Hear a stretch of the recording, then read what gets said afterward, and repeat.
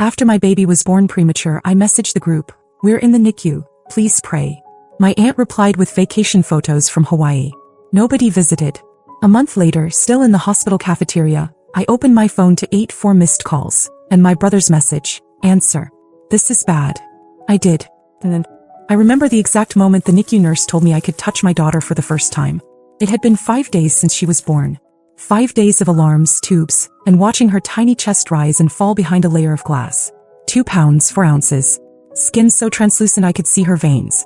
I wasn't prepared for that. No one ever is. You think you'll give birth and hold your baby right away, cry, take pictures, text the family. Instead, I sat in silence next to machines I didn't understand, trying to keep my breathing quiet so I wouldn't disturb anything. And I was alone. Not metaphorically. Physically alone. No one had shown up. Not a single person. It didn't hit me all at once. At first I thought they were just waiting for the right time. Maybe they were giving me space. Maybe they were on their way. But I had sent the message. I typed it clearly, "We're in the NICU. Please pray." Simple.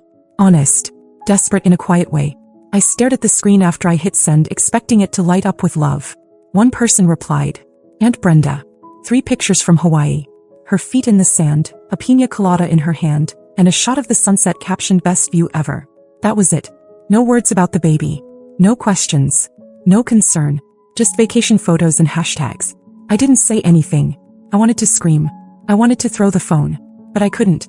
My daughter was fighting to breathe and I had to stay calm. I was her anchor. She didn't need a meltdown. She needed me steady. The worst part was knowing this wasn't just a one-time lapse. No one else in the family followed up. Not my brother, who I once drove 5 hours to bail out of a breakup and a lease. Not my cousin Liz, who cried on my couch for weeks when she lost her job and then let me pay her rent more than once. Not Brenda's daughter, who I literally hosted in my guest room for a semester while she found herself. Days passed. Then weeks. I stayed at the hospital almost full-time. My husband was in Oregon, trying to wrap up a work contract that couldn't be broken without financial penalties. He felt helpless. I told him not to worry, that I was okay. But I wasn't. I was eating cafeteria food, showering in the hospital family center, changing clothes out of a duffel bag, watching my baby through glass. She had a name. Riley. Nobody even asked what we named her. On day 31, I was sitting in my usual corner of the cafeteria holding a cold cup of coffee, scrolling through pictures of Riley in my phone. The nurses had helped me take a few. She looked stronger. A little bigger. Still hooked up to wires, but I could see her spirit now. Something had shifted. There was hope. That's when I saw it. My phone lit up. 84 missed calls. I froze. I didn't even hear it vibrate before, didn't feel it ringing. Just a silent notification screen glowing up at me like it knew something I didn't. Most of the calls were from my brother. The last text from him said, "This is bad." And just like that, I knew something was coming. Something big. But for the first time in a long while, I didn't panic. I didn't cry. I just set the coffee down, took one deep breath and called him back. Because if it was finally time for a family emergency, they were about to find out what being alone really felt like. The phone barely rang before my brother picked up. His voice was loud, rushed, shaky, like he'd been running. I heard traffic, someone talking in the background, a car door slamming. He didn't ask how I was. He didn't ask about Riley. Just blurted it out. Dad collapsed. In the driveway. It happened an hour ago. No warning, just dropped while pulling the trash bins back after collection. The neighbor saw it, called 911, tried CPR. My brother got to the hospital just as they were wheeling Dad into emergency surgery. Brain bleed. They weren't sure if he was going to make it. I didn't say anything at first. I looked out the cafeteria window at the same sidewalk I watched every morning. I asked who was with him. He said Mom, Brenda, and a few cousins had rushed over. Even Liz was there. Right. Of course. Everyone could make it when he was in the hospital. Then he said the part one knew was coming. You need to come. Mom's falling apart. We need you. Not how's your daughter. Not are you okay? Just we need you. I reminded him I had been in this hospital for 31 days. That my baby weighed 2 pounds when she was born. That I was here alone, eating from vending machines and sleeping in a folding chair, while they all went on with their lives like nothing had happened. I asked if he even remembered the message I sent to the family group chat. He didn't answer that. Said things had been busy. Said Brenda had just gotten back from Hawaii. Said they thought I didn't want visitors, didn't want to be overwhelmed. I almost laughed. As if silence wasn't more overwhelming than anything. I didn't yell. I didn't argue. I just said I wasn't leaving Riley. Not now, not for this. I wished Dad the best and I meant it. But they would have to figure this one out without me. Then I hung up. He called back within seconds. I let it go to voicemail. He texted next. A wall of messages. Some begging. Some guilt-tripping. Some just rambling. I sat there reading each one, then slowly started deleting them. One by one. It wasn't rage I felt. Not even betrayal anymore. Just a cold, sharp certainty.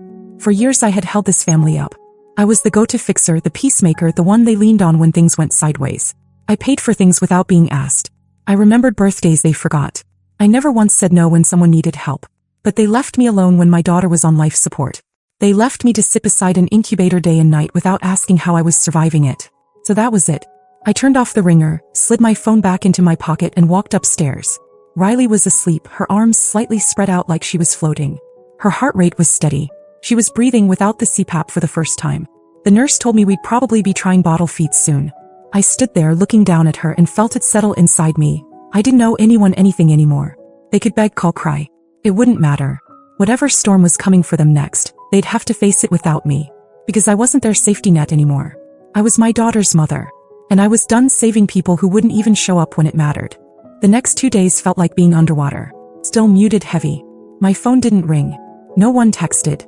Not about Dad. Not about anything. After that flood of missed calls and messages, it was like someone flipped a switch and cut the wires.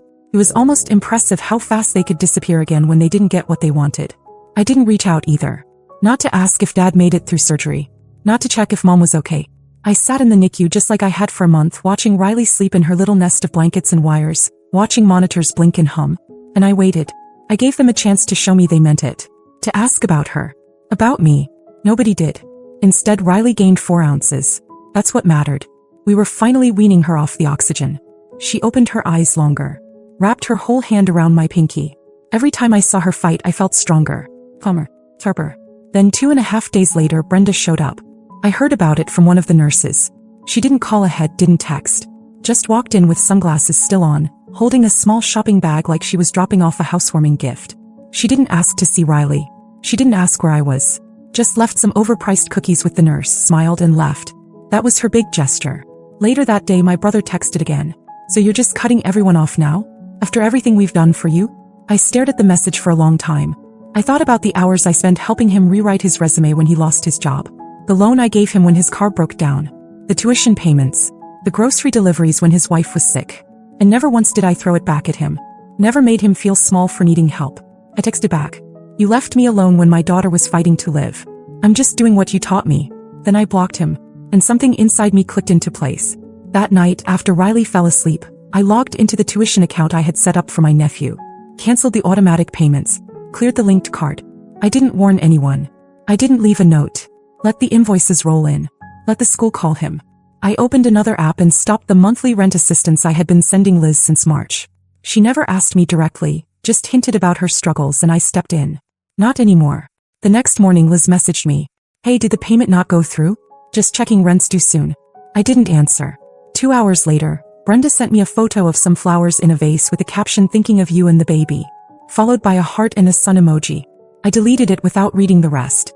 By the end of the day, 3 unknown numbers had called me. Likely cousins I hadn't heard from in months, suddenly remembering I existed. I didn't pick up. I already knew what they wanted. When people realize the person they leaned on has stepped away, they don't reflect. They scramble. They talk. They twist the story. They try to fix it not because they care but because the support they thought was endless is suddenly gone. It makes them panic. Not because they miss you, but because they miss the version of you who always said yes.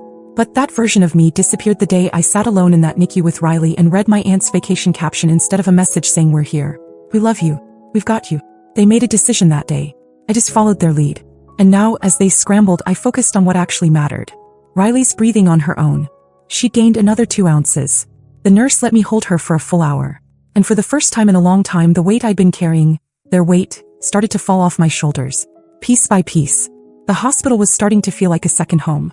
I knew which vending machines always got stuck, which nurses liked jazz, and which ones gave the best updates without sugarcoating anything. Riley was gaining weight fast. Her tiny fingers gripped mine longer each day, and the doctors had started talking about her release in a few weeks. There were still plenty of hurdles ahead, but we were finally in a rhythm. One that didn't include my family. Then, out of nowhere, my phone buzzed with a message that made me pause. It was from my grandfather. Not a heart emoji. Not a forwarded prayer chain. Just, call me tonight. Alone. I hadn't spoken to him in months. He was never the type to get involved in petty arguments or family drama. He was quiet, old school, but everyone respected him. When he did speak, people listened. Always had. I called him that night after Riley fell asleep and stepped outside to a bench near the ER entrance. He answered immediately. No small talk. He said he knew about everything. He knew no one had visited, that Brenda went on vacation, that my brother was now calling everyone in the family complaining I had turned cold. He said he'd seen the group chat messages. I didn't ask how. I didn't care. Then he said something I didn't expect. He was rewriting his will. He didn't even try to soften it. Just told me plainly that he was sick of the way everyone had been behaving, circling around him pretending to care, angling for inheritance, giving nothing back. He said he'd been watching it for years, but this, what they did to me and Riley, this was the line. He told me he'd already met with his attorney. He was leaving the house, the Vermont property, the investments, everything, to Riley. Not to me, to her. Because she, he said, was the only innocent one left in the family.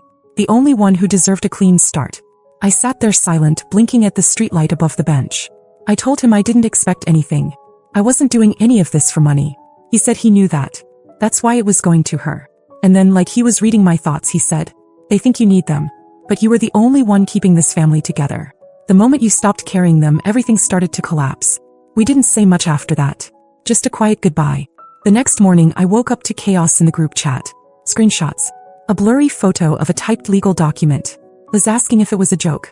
Brenda freaking out in all caps. My brother sending question marks. No one mentioned Riley. No one asked how we were. It was all about money, property, what's fair, and what did she say to him. Apparently, my grandfather had called a family meeting at his house without saying why. Everyone showed up, probably thinking he was going to announce something about downsizing or giving out early gifts.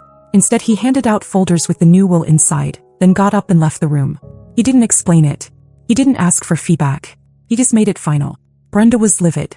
Liz sent a passive-aggressive message about honoring family tradition. My brother tried to FaceTime me twice. I didn't answer. Instead, I sat with Riley in the NICU chair, holding her close while she napped against my chest. Her little heart monitor beeped steady and slow. I could feel her warmth, the weight of her finally starting to feel real in my arms. The real weight I was carrying wasn't financial. It wasn't about inheritance. It was this, the quiet, exhausting burden of being the one who showed up over and over again while everyone else took. Now the weight had shifted. The family didn't understand yet. They thought this was about money, that I had somehow turned our grandfather against them. But this wasn't revenge. This was the cost of their choices. And it wasn't over yet, because I hadn't even told them the second part, what I was planning next. I waited 3 more days before saying anything. Let the messages pile up. Let the panic settle in. My brother sent another dozen texts. Some angry, some pretending to be calm like he was trying to reason with me. Brenda switched tactics and sent me a voice memo about how family needs to stick together, especially for Riley's sake. Liz asked if we could talk, just us girls, which was laughable considering she hadn't said a word when I was alone in the NICU with a premature baby fighting to breathe. What none of them realized was that while they were arguing over a will, I was busy planning something else entirely. Riley was doing better, stronger every day, and I had been talking to the hospital's social worker, quietly gathering the paperwork for something they never thought I'd actually do. I was moving. Not across town. Across the country. A job had opened up at the Children's Hospital in Colorado where my husband had just been offered a permanent role. The position was part-time, flexible, and came with a relocation package. And best of all, a spot in their NICU follow-up program for Riley, which meant we'd get ongoing care from specialists who already knew how to handle babies like her. I didn't tell anyone except my husband and the nurse who had been with me since day one. I didn't owe anyone else that information. 2 days before our flight, I finally responded to the group chat. Not with words. Just a photo. Riley in a new onesie, asleep in her car seat. And behind her 2 suitcases packed and zipped. Brenda responded first. Where are you going? Liz followed. Wait, what is this? Are you moving? My brother's message came in last. You're seriously doing this? After everything? After everything. As if I was the one who disappeared. As if I was the one who had left someone else behind in a hospital bed. I didn't respond. The next day, the hospital room was cleared. Riley was discharged and we were on a plane. Just me, my husband, and our daughter. I held her the entire flight. I didn't cry. I didn't look back. That night, in the hotel near our new apartment, my husband opened his phone, scrolled through the messages from my family and asked if I wanted to block them. I said not yet, because I wanted them to see what life looked like without me. And they did. Over the next few weeks, I started posting just a few quiet pictures on social media. Riley's first nap in her new crib. Her checkup at the new hospital. A video of her smiling at the ceiling fan like it was the most beautiful thing she'd ever seen. The comments started pouring in. Not from them, they stayed silent watching. But I could see it. The views. The profile visits. The quiet surveillance of people who were slowly realizing they weren't part of the story anymore. And then it happened. A letter arrived. Handwritten. From my grandfather. He said he was proud of me. Said he hadn't told the others yet, but he'd made another change. The trust was being divided early, not just in the will. Riley's portion would be transferred into an education fund, available only to her. No co-signers. No family members could touch it. He wrote, "They took your kindness for granted. Now they'll see what happens when that kindness goes somewhere else." I read it twice, then folded it and slipped it into Riley's baby box, right next to the photo of her in that NICU incubator. The family didn't fall apart immediately, but piece by piece things started slipping. Was posted about needing help with rent. Brenda hinted at selling her condo. My brother's kid was pulled out of school mid-semester. I didn't celebrate any of it. I didn't even respond. Because the truth was I wasn't angry anymore. I was free. It started slow. A few likes on old Instagram photos. Some vague comments on Riley's updates. Nothing direct, just enough to test the waters. I didn't reply. I let the silence speak. But then about 6 weeks after we moved, Liz cracked first. She emailed me. A full 5 paragraphs, most of which danced around the word sorry, like it was a minefield. She wrote about how hard things have been, and how nobody really knew how serious it all was. She said she'd been thinking about Riley and hoped, one day they could reconnect as a family. At the end she added, "I'd love to get to know her. I think she deserves to know her roots." Roots. She didn't mean history. She meant access. She meant proximity. To Riley. To the money. To the life she could see from the outside looking in. I didn't answer. A week later a box arrived at my door. No return label. But I recognized the handwriting on the card before I even opened it. Brenda. Inside were baby clothes, all too big, and a teddy bear with a gold ribbon that still smelled faintly of perfume. The card read, "For my little princess, with love from your great aunt Brenda. Let's let the past go." I put the bear back in the box, resealed it, and set it in the hallway closet. Then my brother. He didn't send a message. He didn't write. He showed up. I got the notification from my doorbell camera while I was cleaning bottles. He was just standing there, hands in his jacket pockets, staring up at the door like he couldn't believe it was real. I hesitated. I thought about ignoring it. But something in me wanted to see what he'd say, face to face. I opened the door. He looked rough. Not unhealthy, just worn down. Like someone who had run out of excuses. He said, "I was passing through," even though we both knew he wasn't. I didn't say anything. Then came, "I just wanted to see you." So I waited. He finally said what he came to say, "We miss you." I let that sit in the air between us for a long second. Then I told him, "You don't miss me. You miss the version of me that paid your bills, picked up the pieces, and kept everything from falling apart." He didn't deny it. Just looked down. Then he said, "Mom's been asking about you." He's confused. She thinks this is all a misunderstanding. I asked if she was confused when Riley was in the NICU and nobody showed up. He didn't answer that either. He looked at me like he wanted to say something else. Maybe beg. Maybe lash out. But he didn't. He nodded once and turned around. I closed the door and locked it behind him. That night, I sat in the nursery while Riley slept on my chest, feeling the soft rhythm of her breath. The glow of her nightlight filled the room, and I felt something I hadn't in months. Peace. They could try every angle. Guilt, nostalgia, fake warmth. It didn't matter. Because I'd finally figured it out. Love isn't proven in emergencies. It's proven in the quiet days after, when there's no drama left to solve and no audience to impress. It's in who shows up. And who disappears. My family showed me who they were when they didn't show up at all. So I stopped waiting. I started building a new circle. Quiet friends who brought soup without asking. A neighbor who helped carry groceries up the stairs. A coworker of my husband's wife who dropped off preemie clothes that actually fit. These people had no obligation. No hidden expectations. And somehow they showed more love than the ones I shared blood with. Months passed. Riley kept growing. Her cheeks got round. Her laugh came easily. The doctors said she was thriving. And she was. One morning, I woke up to a voicemail from my grandfather. He said, "They still don't get it. But that's not your burden anymore." He sounded tired but content. Like he had made his decision and he was at peace with it. That same week, my husband and I took Riley to a mountain cabin for the weekend. We left our phones in a drawer. I watched the sun rise over snow-covered peaks with my daughter bundled against my chest, and I realized something. They will always want back in. They will always test the boundary. But I will always remember the silence in that NICU room. the one filled not by strangers, but by the absence of people who should have been there. And I will never forget what that taught me. Not every family deserves a second chance. Some just deserve a closed door.